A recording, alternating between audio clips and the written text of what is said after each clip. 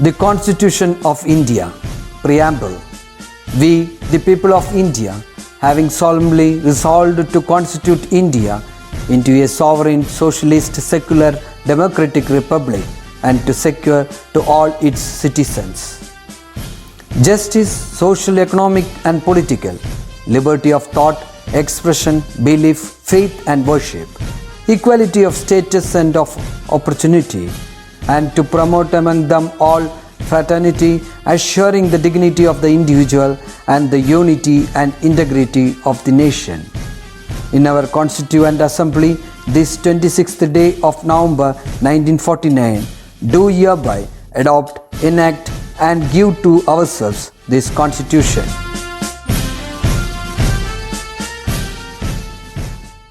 Hi students, welcome to the class.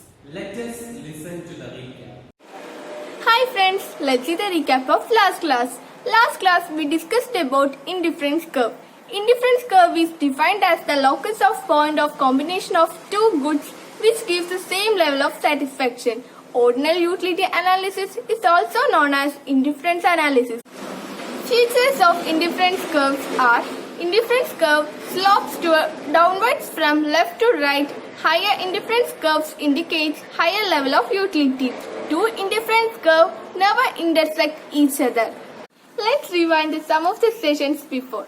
Budget line. Budget line is defined as the locus of point of combination of good 1 and good 2 which costs exactly equal to income. Budget line is straight line with a horizontal intercept and vertical intercept. Change in budget line can divide into three. Change in the income of the consumer, it divides into increase in income and decrease in income. When income of the consumer increases, budget line shifts towards right. When income of the consumer decreases, budget line shifts towards left. Change in the price of good 1. It divides into increase in the price of good 1 and decrease in the price of good 1. When the price of first good increases, budget line shifts towards left, and when the price of first good decreases, budget line shifts towards right. Change in the price of good 2. It divides into increase in the price of good 2 and decrease in the price of good 2. When the price of second good increases, budget line shifts towards left, and when the price of second good decreases, budget line shifts towards right. Hope you remember the last class. Thank you. I think it is clear from the words of Hasna what we learned in the last class, that is about indifference curve and budget. Now, today we are going to learn about consumer equilibrium or optimum choice of the consumer. Consumer equilibrium or optimum choice of the consumer. What do you mean by consumer equilibrium? Maximum satisfaction that a consumer is getting from a consumption is known as consumer equilibrium.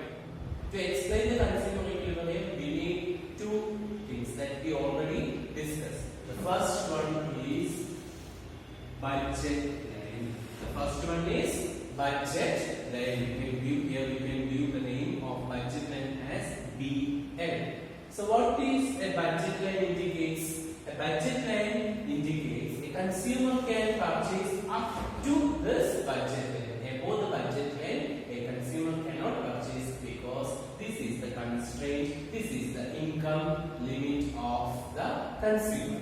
Now, indifference curve. The next one we need is indifference curve. For example, we can draw first indifference curve, that is IC1, and the second indifference curve here IC2, and third indifference curve IC3. Now here it is good 1 and here it is good 2.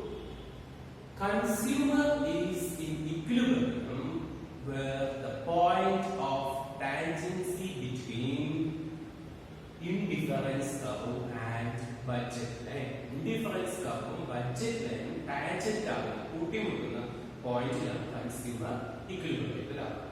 Here consumer is in equilibrium at the point C. Consumer is in equilibrium at the point C.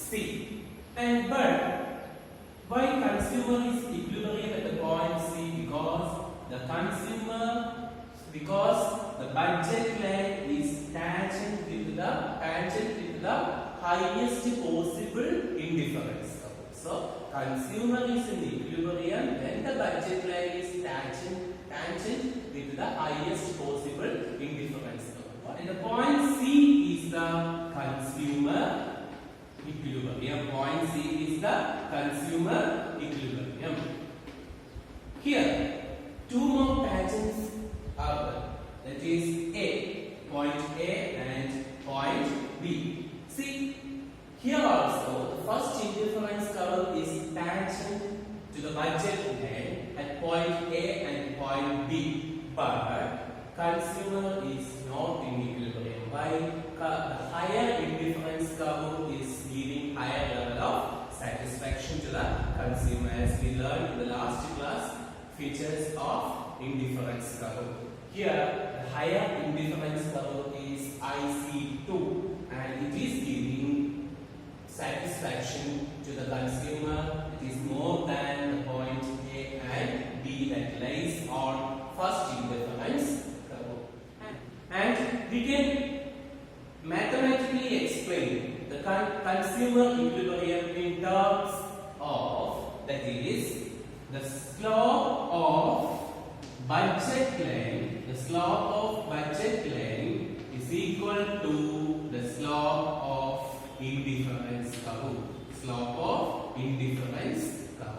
The consumer equilibrium at this point, that is at point C, consumer is in equilibrium where the slope of the budget line is equal to the slope of indifference curve. That is, slope of indifference curve is MRSH1 H2, that is combination of two community, and it is equal to, what is the slope of budget line? That is minus P1 divided by P2, so this is mathematically, this is the consumer equilibrium. It is the point where consumer equilibrium, it is the point where budget line is tangent to the indifference curve. Here, C is the point where budget line is tangent to indifference curve. That is highest possible indifference curve, and this is what consumer equilibrium. Mathematically, consumer equilibrium is MRS H1 H2 is equal to minus P1 divided by P2. That is, slope of indifference curve is equal to the slope of budget line. And the point A and B is, the consumer is not in equilibrium because this lays, that is point A and B lays the below the indifference curve 2. Okay, indifference curve. Here, one more indifference curve, that is IC3 is the word. IC3 stands above IC2 and it is giving higher level of satisfaction to the consumer, but the budget line is not tangent to the IC curve, that is indifference curve 3, and it is beyond the budget line. It is not possible to attain with the given level of income and pricing. Well, that is, the third indifference curve is lies above the second indifference curve. That means it gives higher level of satisfaction, but a consumer cannot reach this third indifference curve due to the limited income and price level. I think it is clear. Next concept is demand. Okay, demand. What do you mean by demand? Simply, demand means it is desire. But what do you mean by demand in economics? Demand means it is the ability and desire and willingness of a person to purchase a particular commodity. It is the ability and willingness to purchase a particular commodity. It is the ability and desire, willingness, demand. Whether the consumer has ability, that is income, not only the income, with his own desire, whether he likes a particular commodity or dislikes the commodity. So that is known as demand. Demand is a desire backed by ability and willingness to pay for a commodity. That is what demand. Of demand for a commodity is defined as the quantity of a commodity that the consumer is willing to purchase at given period of time and given price. But that is what demand. Demand is depends upon price. Demand function. What do you mean by demand function? The functional relationship between demand and determining factors is called demand function. See, the demand of a person is determined through various factors. That is, if we are purchasing a particular commodity, that is depends upon different factors. What are the factors that is affecting a demand of a particular commodity? Demand of a particular commodity. Here, demand is a function of the factors. First factor that is affecting demand is price. Price. So we can give just P. Now, the second factor that is affecting demand is price of related commodities. Price of related commodities. For example, tea and coffee. Obviously, the price level of tea, it will be affecting coffee also. Okay, price of related commodities. Second factor is price of related commodities. And third one is income. Why? Income of the consumer. Income is denoted by Y. Okay, income of the consumer. And the next factor is T, taste and preference. Taste and preference, fashion, etc. will come under T. So, demand, it is a function of price of related commodities, income and taste and preference. This is what known as demand function. Demand function. That is, demand depends upon the factors, that is price of related commodities, income and taste and preference. But among these factors, the most important factor that is determining demand is price. The most important factor that is determining demand is price. That is, demand is a function of price. Demand, we can write like this: demand is a function of price. Okay, the most important factor that is determining the demand is price of a commodity. Price of the commodity. I think it is clear. Then next one is law of demand. If other things remain the same, price of a commodity increases, its quantity demanded will be decreases, and vice versa. This inverse relationship between price and quantity is called law of demand. Other things remain the same. Other things remain the same means these factors, that is price of related commodities, income and taste, these factors remains the same. Other thing remains the same. The price and demand have an inverse relationship or negative relationship. That means if price increases, what will happen to demand? Demand will decrease. Price increases, demand will decrease. Demand will increase. If price increases, demand decreases. If price decreases, demand increases. If price decreases, demand increases. This is the functional relationship between price and demand of a particular commodity, and this is what known as law of demand. It is known as law of demand. Law of demand. That is, when the price of the commodity increases, demand is decreases. When the price of the commodities decreases, demand decreases. That is what law of demand. What is the assumption? If other things remain the same. Other things remain the same. That is constant. The other thing remain the same means income of the consumer, price of related to taste and preference of the consumer, climate, fashion, etc. These factors are called demand determining factors, and these factors is kept as constant. Next one is demand schedule. See what do you mean by demand schedule? A table which shows different level of price and corresponding level of quantity demanded. A table that shows different level of price and quantity demanded. Here the table, the price of the goods and quantity demanded. See, at price of 70, the quantity demanded is 1. And the price of 60, the quantity demanded is 2. The price of 50, it is 3. 40, it is 4. 30, it is 5. And 20, it is 6. It is very clear that when the price decreases, demand increases. Okay. And when the price increases, demand decreases.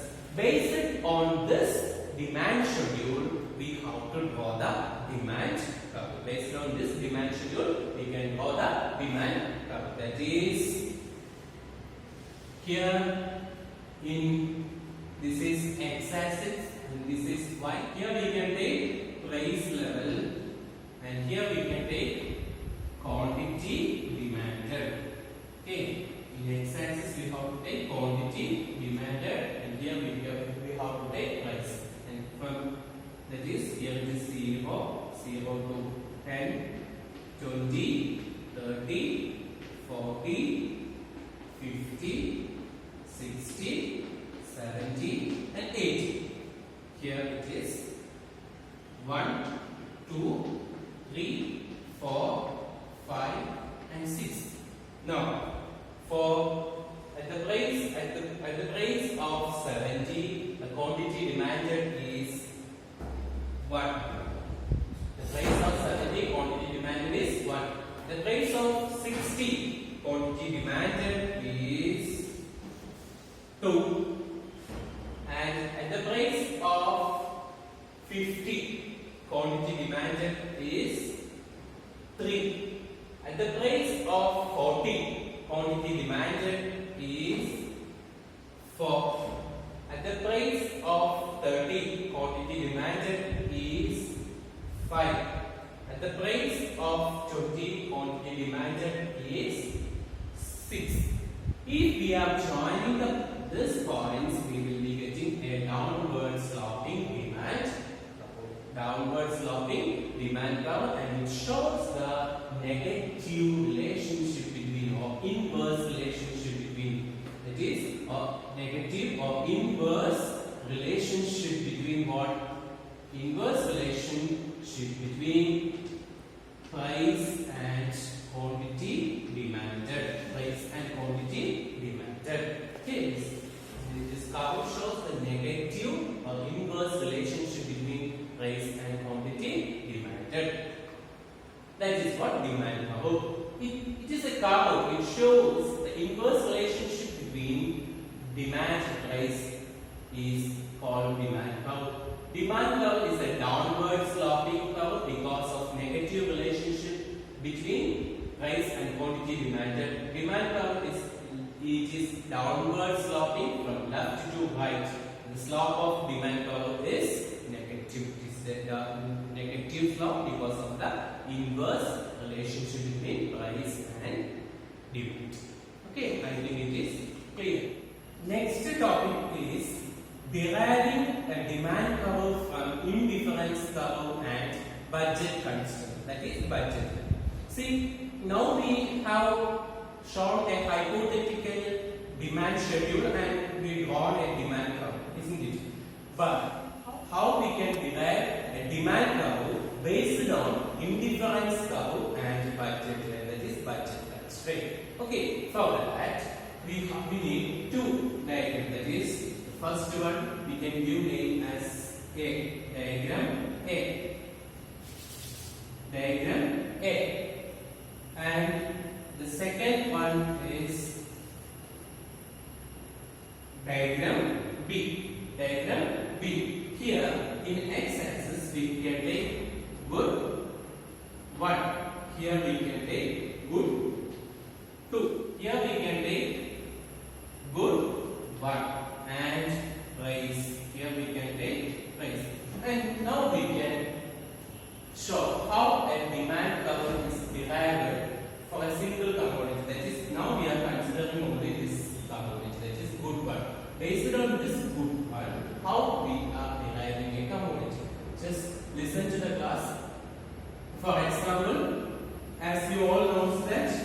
consumer is in equilibrium at the point where indifference curve is tangent to the budget line, and this is the point C.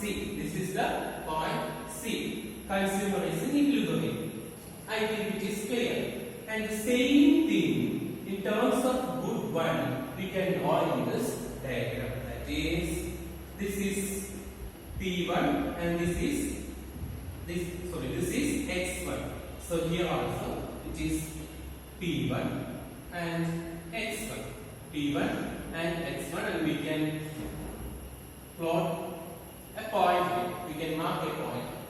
Now, suppose the price of the commodity 1 or good one changes, that is decreases. What will happen to the budget line?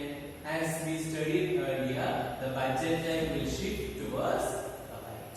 The budget line will shift towards right. So the new budget line is, this is the new budget line, that is BL will shift to BL1. Okay, this is the new budget line. So what will happen? Again, the consumer equilibrium will change. This is the new consumer equilibrium. Here, this is the point B. Here, what is happening? The consumer is purchasing the same level of commodity 2, that is good 2, commodity to good 2, and he can increase or he can purchase more commodity good 1. So the same thing we can draw in the next diagram. That is, price of the commodity falls from P, that is the price of the commodity, that is P1 falls to P-1. What will happen? The consumer will increase its consumption, that is X-1. So here we can point the next point.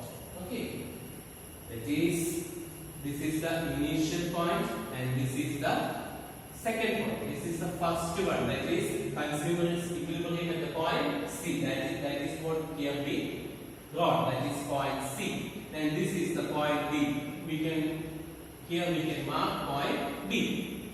Now again the price of the commodity is decreasing. Okay, again the price of good one is decreasing. Here the income and price of good two is remains as constant. Okay, again it is decreasing, means again the budget line will shift towards right. Again the budget line will shift towards right, and it will patch into the new indifference curve, that is IC3. Here it is IC1 and here it is IC2. And the new equilibrium point is E. Here what we can understand, again the consumer can purchase more quantity of good one. The same, this one we can plot it in this diagram. That is, again the price of the commodity is decreased by P-1. The consumer can purchase more quantity of commodity, that is X-1. So here we can mark the point. Here the point is E. Point is E. See, if we are joining these points, we will be getting a downward sloping demand curve. This is the demand curve for a particular commodity, that is good one. In terms of good one, I think it is clear. Once again, I will be explaining it.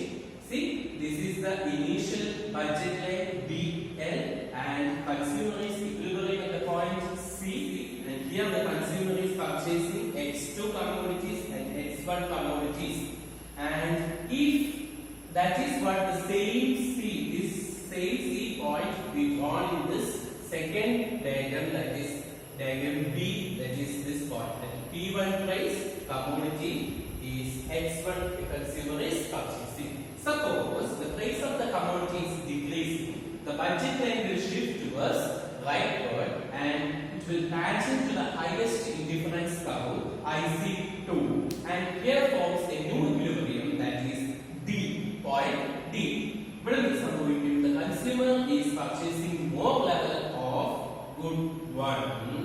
And the same this concept we are plotting in this diagram. It is, as the price of the commodity falls, consumer is purchasing more of X1, that is X dash 1. This is the point B. Again, the indifference, again the price of the commodity is changing. That is, budget line will shift towards the rightward direction, and it will tangent to the highest indifference curve, that is IC3 at the point E. The same we are plotting in this diagram, we will be getting a downward sloping demand. Okay, I think it is clear. This is how a demand curve is deriving from indifference curve and budget. I think it is clear. The next topic is why demand curve slopes downward. What is the reason for downward sloping demand? The first reason is law of diminishing marginal utility. What do you mean by law of diminishing marginal utility? If we are consuming additional quantity, the satisfaction that we are getting from that particular commodity will be declining or diminishing. This is the law of diminishing marginal utility. How this law of diminishing is affecting the demand? For example, if we are purchasing additional of a particular commodity, the satisfaction that we are getting is very less. So the demand of that particular commodity will be decreasing. Okay, നമ്മൾ satisfaction ഒരു commodity കൂടുതൽ വാങ്ങുമ്പോൾ satisfaction കിട്ടും, നമ്മുടെ satisfaction level കുറയും. നമ്മൾ satisfaction level കുറഞ്ഞ പിന്നെ ആ commodity നമ്മൾ വാങ്ങില്ല അല്ലേ? അവിടെ പ്രൈസ് കൂടുതലാണെങ്കിൽ നമ്മൾ തീരെയും വാങ്ങില്ല. Law of diminishing marginal utility is one of the reason for downward slope of demand curve, because കൂടുതൽ നമ്മൾ satisfaction കുറയും തോറും നമ്മൾ കൂടുതൽ commodities വാങ്ങില്ല. അപ്പോൾ നമ്മൾ commodities വാങ്ങുന്നത് വില കുറവാണെങ്കിൽ നമ്മൾ ചിലപ്പോൾ commodity വാങ്ങിയെന്ന് വരില്ല. ഓക്കെ, അപ്പോൾ വില കുറഞ്ഞാൽ നമ്മൾ എന്ത് ചെയ്യുക? commodities വാങ്ങുന്നത്. That is what law of diminishing marginal utility is the reason for downward slope of demand curve. And next one is price effect. Price effect means change in price and how it affects the demand. That is, change in demand caused by change in price. Price il maatam vannu demand il maatam. That is what price effect. See, this price effect we can classify into two. That is substitution effect and income effect. Substitution effect and income effect. What do you mean by substitution effect? What do you mean by the word substitution? See, for example, two commodities. We can take two commodities as usual, tea and coffee. Okay, the price of tea is increasing. The price of tea is increasing, and the coffee remains same. So, what a rational consumer will do? Rational consumer will purchase, or he will shift from tea to coffee, because the price of coffee is cheaper than the price of tea. Okay, this is what substitution effect. Because of this substitution effect, the demand curve slopes downward. Substitution effect. When there is a fall in the price of one commodity, there is a change in the relative price. As a result, more of the cheaper good is demanded instead of good with an unchanged price.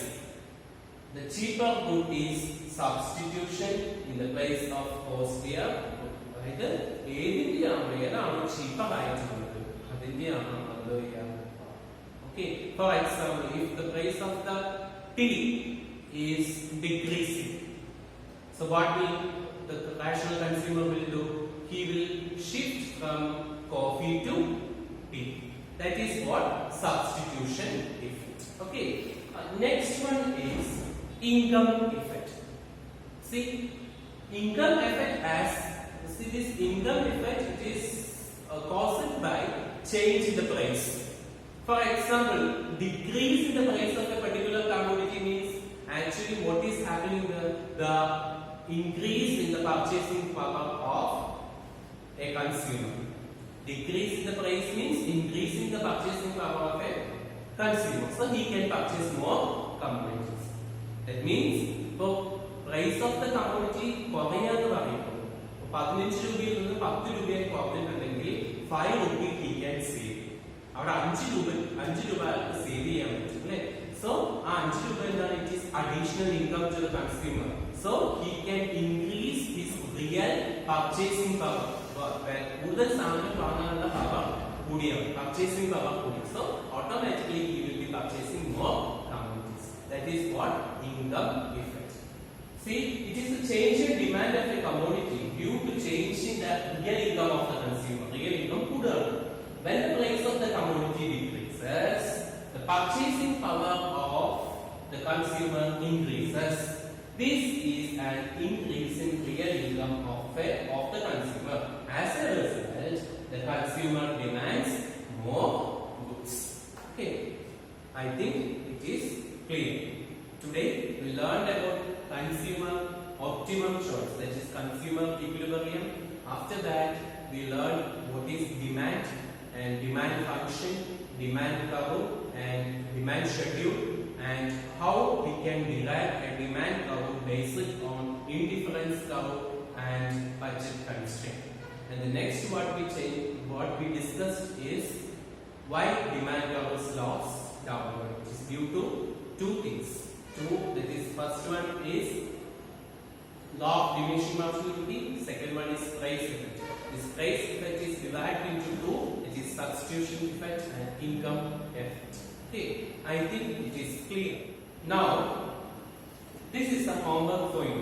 That is, draw a demand curve based on this demand schedule. It is easy homework. Draw a demand curve based on this demand schedule.